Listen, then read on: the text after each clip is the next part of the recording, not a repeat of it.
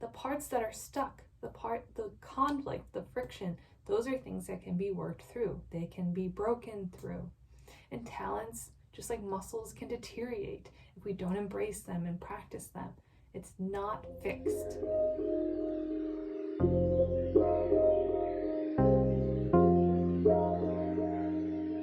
I wish I could speak about this entire book, but there's one section where he breaks down, the author of this book, Stephen Arroyo, breaks down how astrology serves psychology and the counseling arts and its uses, how it can improve the relationship, treatment, and therapy between a counselor and patient.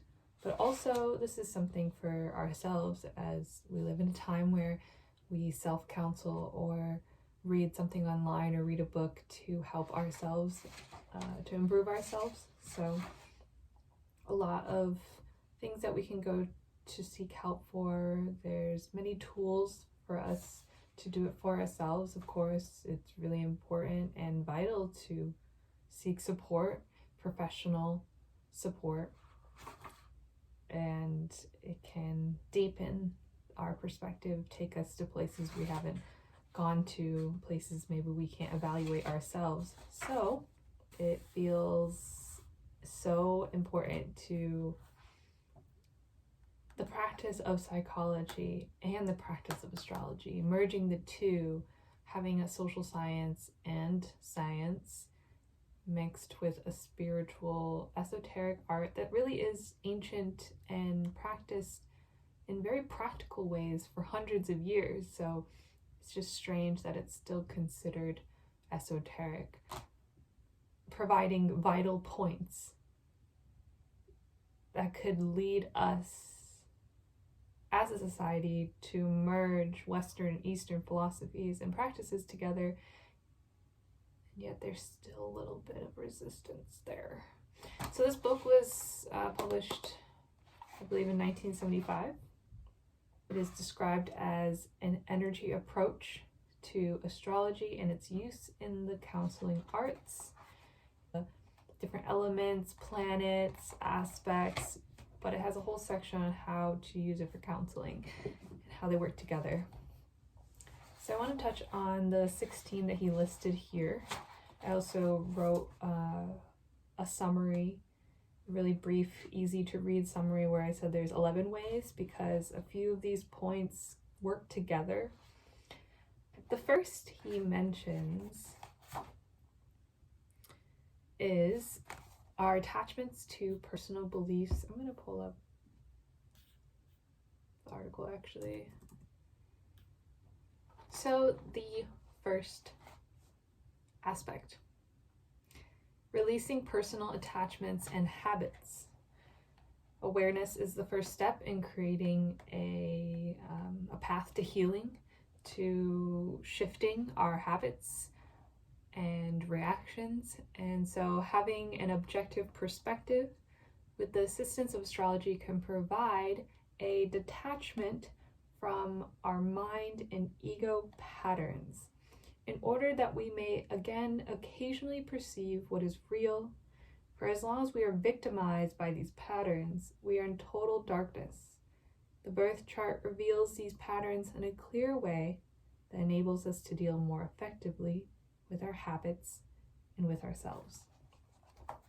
So that one's pretty straightforward. How does it do that?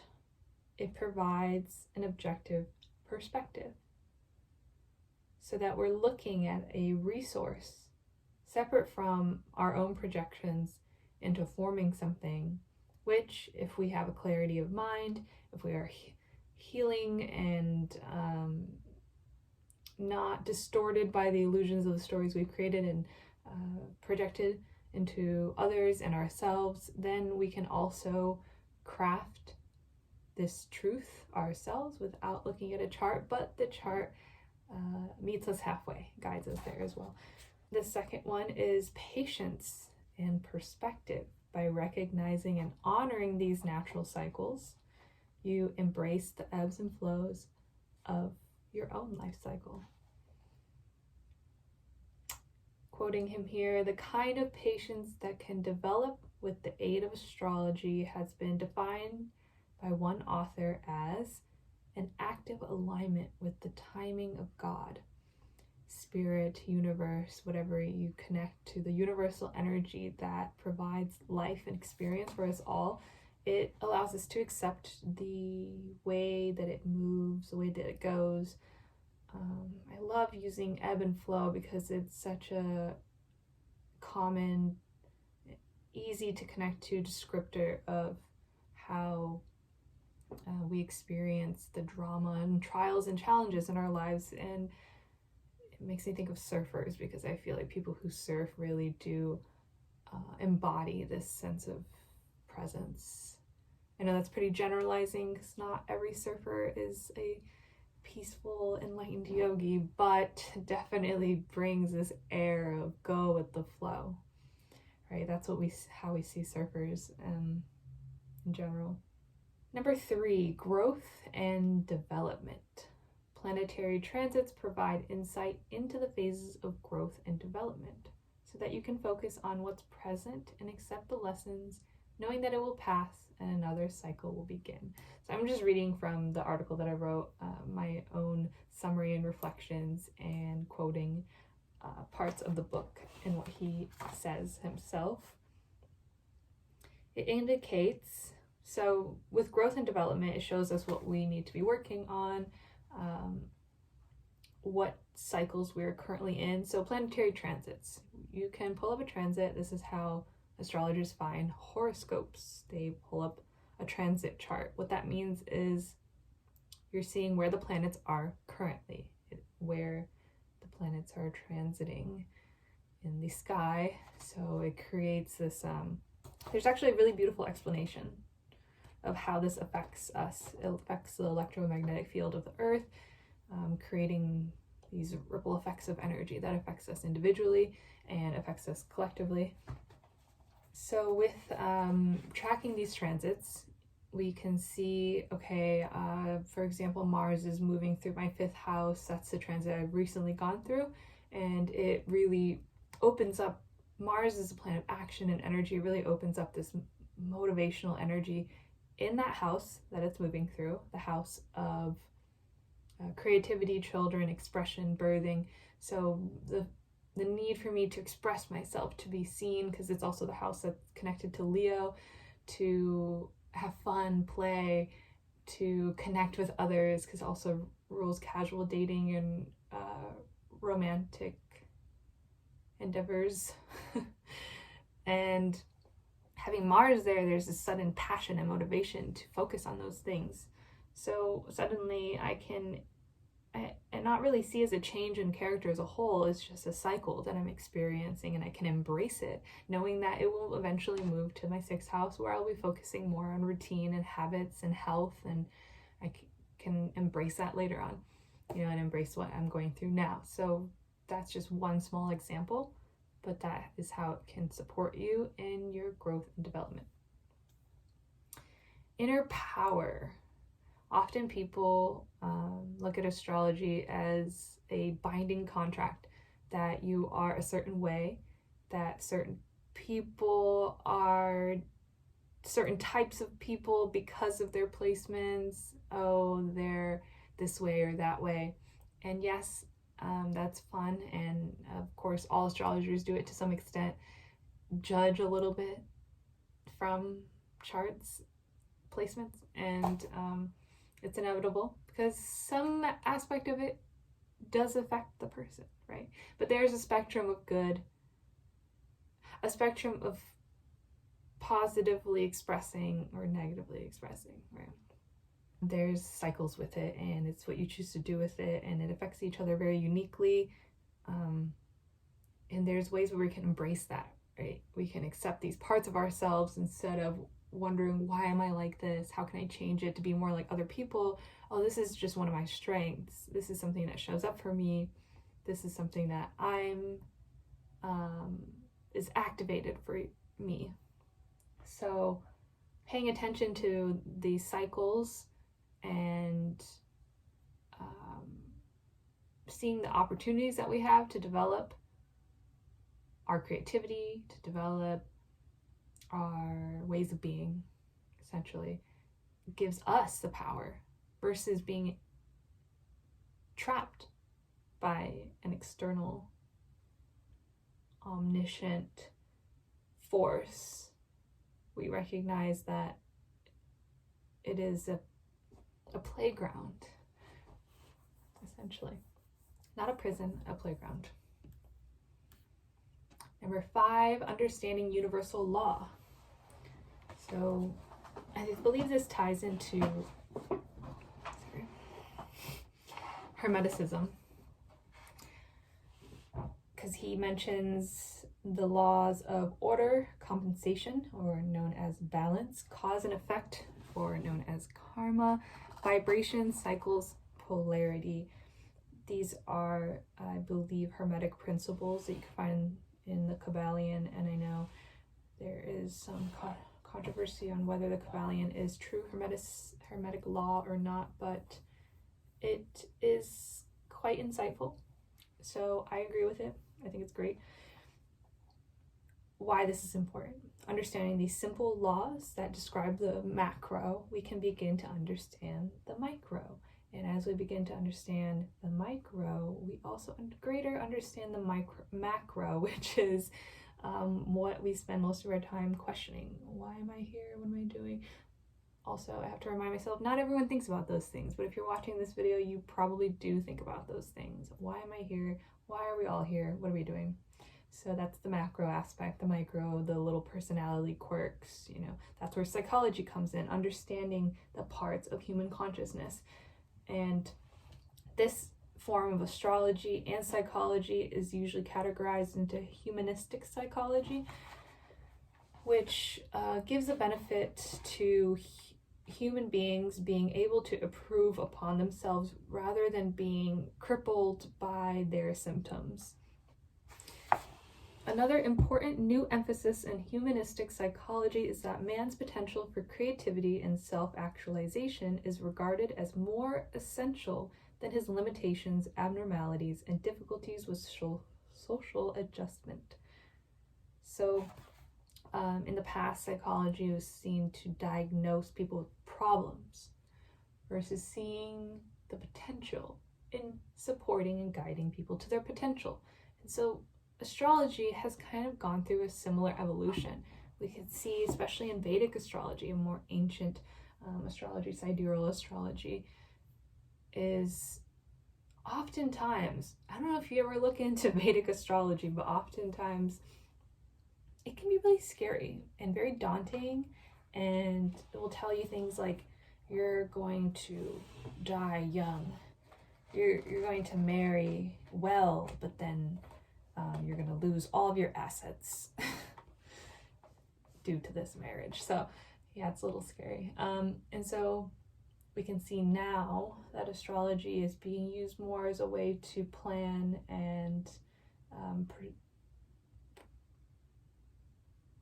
I wanted to say preserve and protect for some reason.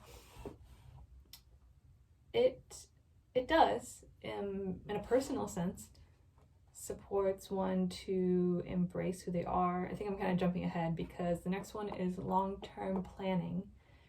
So easing into that, it helps you see the bigger picture.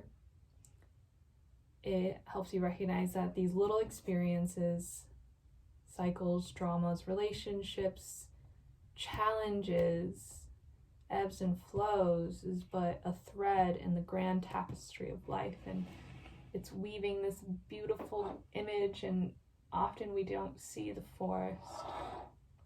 We focus on the trees because we are individual trees ourselves, and it's often we don't focus on the collective because we tend to be isolated. But we see that being community and connecting with others is a more beautiful place to be. Both are great, but of course it's more fun. So if we were looking at life and our life's design as one beautiful forest, then we can embrace every experience leading to its pinnacle. It doesn't have to be, oh, there's a few bad trees there, the whole forest stinks, you know, because I failed, because I didn't do the thing I wanted to do. That's just one aspect of the whole journey. And connecting to transits, if you can read that, you can understand that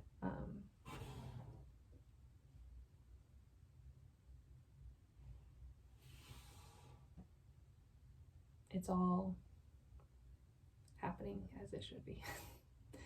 So acceptance and long-term planning, because we can see what's coming, what we're leading into, what we're working towards.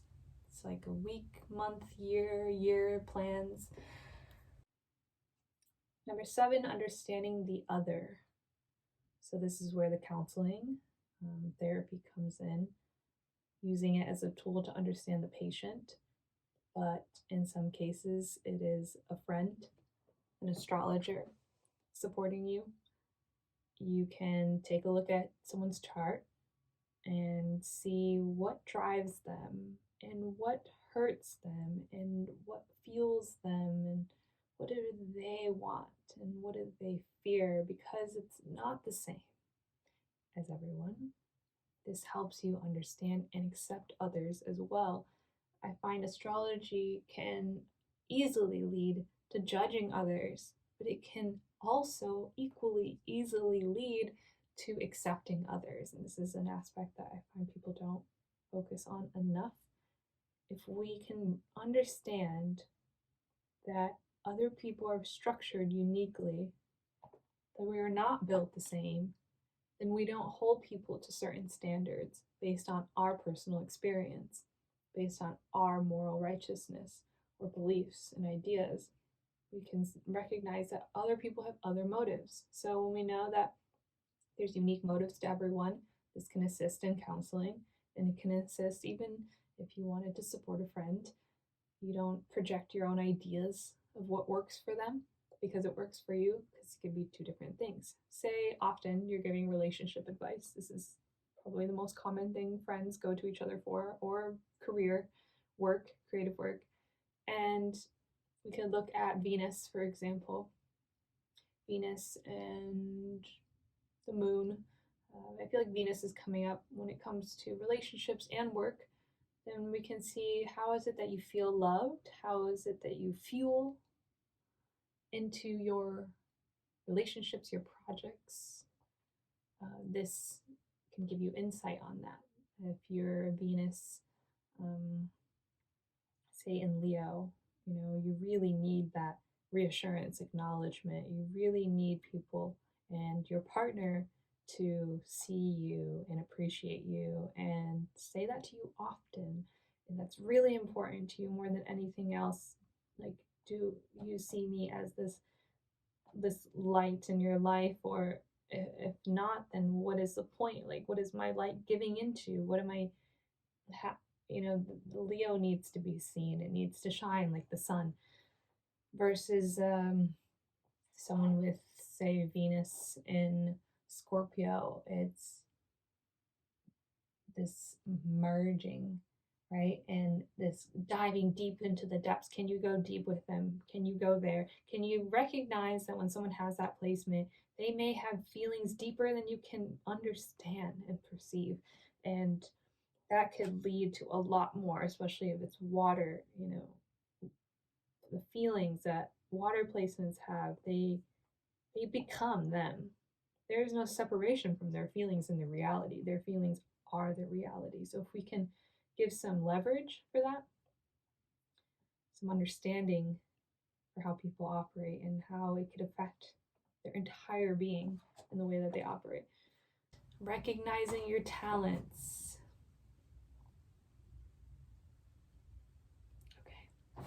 So trines are 30-degree angles. They create grand trines. When you see a perfect equilateral triangle in someone's chart, it's a 30-degree angle that the planets are connected. Sextiles, 60-degree angles. So 3 is a very divine number. It's also a very creative number. It represents your natural God-given talents. So trines show where you do things effortlessly. It feels so natural to you. Those are your talents. Sextiles, similarly, it's easy for you. It's a harmonious relationship. It could be even more, a little bit more on the physical side. Maybe beauty, external achievements, like if you're an athlete or if you can play an instrument well. Of course, trines support this, but trines is much more internal, whereas sextiles is more external. Sextiles, 66 is also a very harmonious, perfect number. Of course, it's double of 3. Doesn't mean it's better. It's just the other side of the coin. So being able to recognize this, we can then suddenly, 1, feel affirmed of things maybe we always felt were true, and maybe we doubted ourselves, or maybe our talents aren't supported by our family, our school environment, society, so we suppress it, think that it's not, or it's something that we express all the time but we don't think we could do anything with it. Say you're a natural musician or artist and you think it's just a hobby, but really that's something you can apply and make something great out of. And that's also depends on where it's placed, what it's interacting with. It's so unique for each individual. But being able to confirm this or recognize it even, it's a self-affirmation, not needing other objective opinions, either from yourself or people around you, just seeing it on paper, almost like a written contract. It's who you are. So you can begin to ease with the self-doubt and stick to your instincts. Next is the part you play in the world stage. Tying this in with having a greater perspective, having patience by aligning with the natural cycles, and accepting your part in the grand design. Why is this important? It leads to ease, trust, presence, and joy, and humor, being able to have fun and take things a little bit lighter, not take everything so seriously.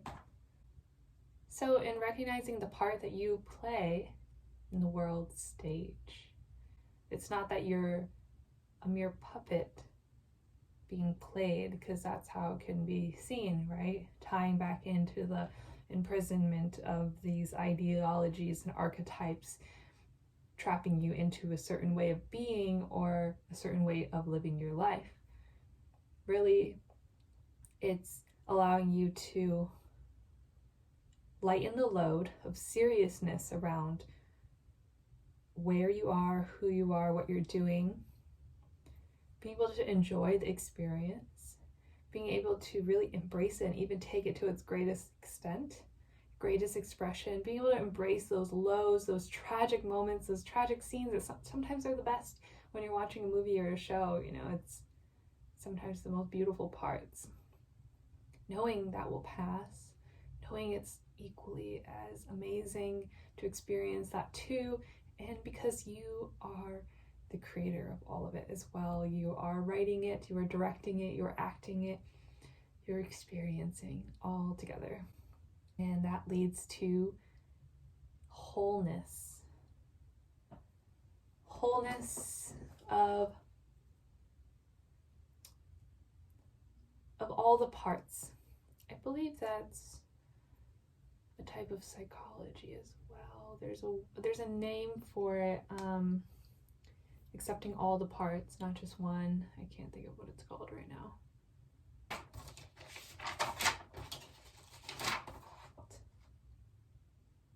Gestalt, I don't know. Representing the whole. And that is the practice of looking at the entire chart, truly understanding the astrological practice of all the planets, the houses, the degrees, the aspects, the signs. It's not just your sun sign. It's not just your moon and rising. It's all of it together. And recognizing the parts they play, the ones that have more prevalent emphasis in your personal chart versus the maybe generational or collective.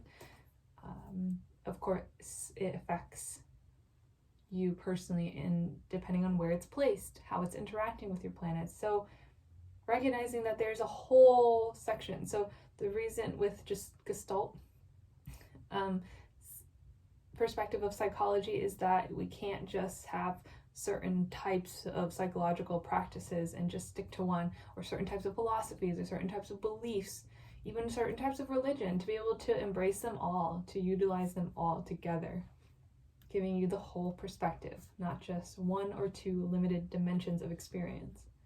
And finally, being who you are versus society's expectations of what you should be. Quoting, "The use of astrology in the counseling arts enables the counselor to help the person to align himself with the truth of his nature and being, rather than molding him to fit a man-made theory of how he should be."